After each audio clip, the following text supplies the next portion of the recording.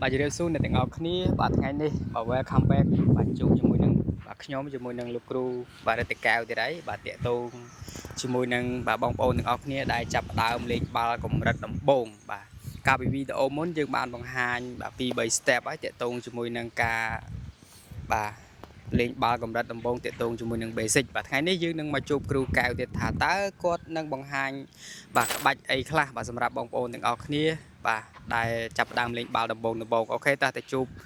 លោកគ្រូកែវទាំងអស់គ្នារៀបសួរលោកគ្រូថ្ងៃនេះចង់ឲ្យលោកគ្រូបង្ហាញបាទតាក់ទងជាមួយនឹងការលេងបាល់នឹងបន្ថែមទៀតដើម្បីឲ្យបងប្អូនយើងដែលគាត់អត់សូវចេះលេងបាល់ក៏អាចអនុវត្តលេងបន្តទៀតបាទថ្ងៃនេះលោកគ្រូមានក្បាច់អីខ្លះបាទមានលំហាត់អីខ្លះសម្រាប់ថ្ងៃនេះសម្រាប់ថ្ងៃហ្នឹងគឺខ្ញុំមាន3ចលនាបាទក្នុងការបដើបាល់អូខេចាប់ផ្ដើមឥឡូវអូខេចលនាទី1គឺយើងបដើបាល់ចូលអូខេយើងបដើបាល់ធម្មតាអូខេយើងបដើប្រអប់ជើងអូខេខ្លីអញ្ចឹងទី1ហ្នឹងគឺយើងបដើដោយប្រើប្រអប់ជើងខាងក្នុងហើយនិងខាងក្រៅកឹបចូលក្នុងហើយនិងកឹបចេញក្រៅ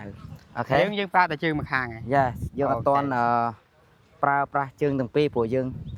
ដំបូងអញ្ចឹងធ្វើម៉េចឲ្យជើងរបស់យើងហ្នឹងស្និទ្ធមួយបាល់សិនអាជើងស្រៀនហ្នឹងយើងធ្វើម៉េចបញ្ជាបាល់ហ្នឹងឲ្យបានល្អសិនអូខេចាំខ្ញុំធ្វើអីមើលចុះបើជើងខ្ញុំស្ដាំខ្ញុំបដៅជើងស្ដាំអូខេ yes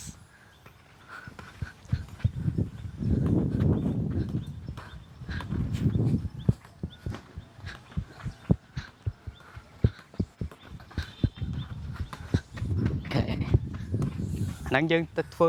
មកអញ្ចឹងទៅយ៉ាប់តើយើងថ្នឹកជាមួយបាល់ yes អូខេហើយចលនាទី2គឺយើងប្រើប្រាស់ជើងទាំងពីរអូខេដូចមិញប៉ុន្តែយើងប្រើប្រាស់ជើងពីរយើងប្រើឆ្វេងហើយនិងស្ដាំ yes អូខេជាមួយខ្ញុំបង្ហាញមើលអូខេអូខេ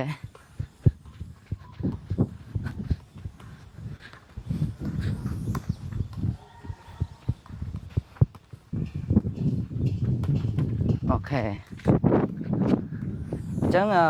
ចលនាទី2ហ្នឹងគឺយើងប្រើជើងទាំងពីរដូចគ្នាយើងប្រើ